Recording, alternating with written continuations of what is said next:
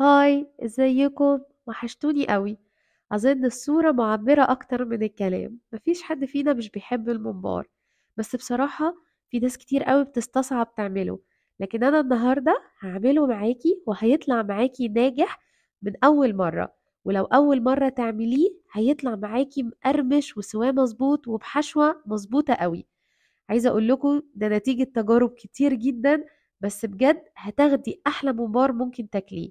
بس هطلب منك طلب ان لازم تركزي معايا في كل التفاصيل لانها بجد مهمة. اول حاجة هنعوز كيلو من الممبار تغسليه كويس جدا تحت الحنفية وتنقعيه في ملح وليمون ودقيق. على فكرة انا كنت عاملة كيلو ممبار، هسيب لكم كل المقادير في صندوق الوصف. هنحتاج بقى الكبة وهنقطع فيها الخضرة بتاعتنا. أهم حاجة في الممبار إن الممبار بيتعمل بخلطة ني في ني، بجد بيكون أحلى وأخف كتير من الخلطة المتسبكة. أنا جربت دي ودي، ومن زمان بعتمد الخلطة الني في ني. أول حاجة عشان خلطة الممبار تبقى حلوة، أنا استعملت طبعا كيلو رز مصري، وكمان غسلته وكان الرز ناشف. إن إحنا لما نيجي نضرب الخضار بتاعنا في الكبة إن إحنا نخليه كأنه متقطع زي السلطة، يعني ما بضربهوش قوي. حتى أنا هوريك أهو، بصوا في الفيديو الطماطم متقطعة حتت كبيرة. جربي الطريقة دي واوعي تخافي. عايزة أقولك لما بتبقى قطع الخضار كبيرة بيبقى طعمها باين في الحشوة وحلوة جدا. وما تتخضيش خالص من كمية الحاجات لأن هو فعلا بياخد حشوة كتير جدا. وكل ده وانا الممبار بتاعي كان حجمه وسط، يعني مش كبير، وانا كمان مش بحشيه قوي. برضو انا ضربت البصل تقريبا نص ضربة، يعني كان قطع كبيرة كأنها متقطعة بالسكينة. وفي نصيحة عايزة أقولها لك بجد في الفيديو، إن لما تيجي تعملي ممبار ما تفكريش تعملي كميات كبيرة لأنه فعلا بيبقى مرهق جدا.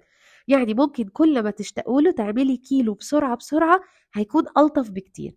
هنا بقى حطيت مكعب مرقة فورية، بجد بيدي طعم حلو قوي. يعني لو مش حابة بلاش، بس أنا بقولك جربيه حلو قوي.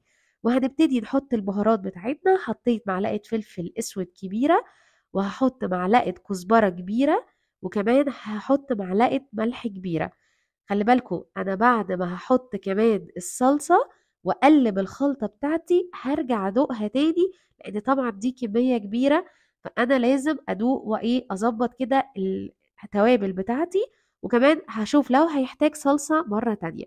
هبتدي بقى اقلب كل ده مع بعض كويس قوي. بصوا يا جماعة ما تتخضوش خالص من الكمية، هي الكمية دي بالظبط على قد كيلو الممبار. بس الحاجة الوحيدة اللي عايزة أقولها لك، لو الممبار بتاعك حجمه صغير استعملي كيلو إلا ربع رز. لكن لو الممبار قد حجمه اللي كان عندي، استعملي كيلو رز. وبعدين هنزل بنص كوباية زيت عشان الرز كده يفلفل ويستوي كويس معايا وما يبقاش ناشف. يلا بقى الخطوة المهمة.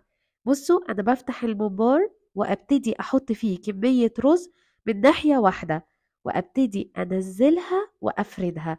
بصوا حاجة مهمة جدا في الحشوة، يمكن الممبار لو حشيتيه قليل مفيش مشكلة، لكن لو اتحشى كتير أولا الرز ممكن ما يستويش، ممكن كمان يفرقع منك في المية. ومن الناحية التانية أحط كمية رز صغيرة وأبتدي أبططها وأفردها. لازم أراعي إن يكون في مساحة إن الرز لسه هيستوي، يعني حجم الرزاية هتكبر. يلا هحشي معاكم واحدة تانية. على فكرة هو ما بياخدش وقت خالص في الحشو، جربوا الطريقة دي في الحشو، بجد منجزة جدا.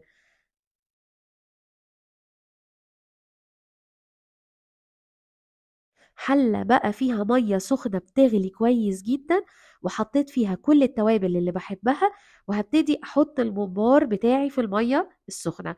انا هسلق الكيلو على مرتين، وكل مرة هغير المية واحط مية مبهرة نظيفة عشان الرز اللي هينزل ما يبوظش السلقة اللي بعديها. هنا بعرف ان الممبار استوى. اولا بخرج كده الرز، لازم الرز يكون مستوي سوا كامل، وكمان احط الشوكة الاقيها بتغرس جوه الممبار. هسيبه بقى يبرد خالص وبعدين هنحمره مع بعض. وهنا بقى بقول لكم ان هو تمام جدا.